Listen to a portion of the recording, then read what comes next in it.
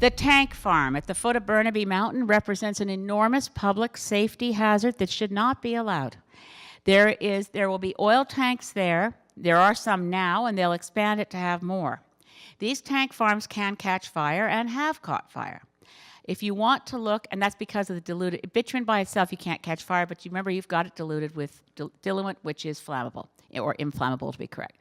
If you were to Google tank farm fires, you'll get some rather spectacular photos. One of them was in Hertfordshire in England a couple of years back, and I think it was Bouncefield in the UK.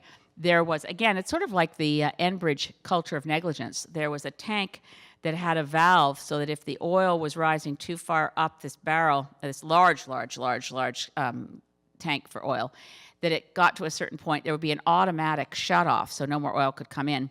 But the maintenance workers had removed a key part so that there was no reading of the fact that this was overflowing. So it overflowed out of the tank and onto the ground, and there were very specific atmospheric conditions at that moment. There was some ice, just a little bit of ice pellets in the air, so it created this dense ice fog as the volatile components floated up. Essentially created a large atmospheric bomb that went off, and that set the whole tank farm on fire. Tank farms are everywhere around the world, located far away from where people live. And the Burnaby Fire Department testified before the National Energy Board that they would be incapable of putting out a tank farm fire.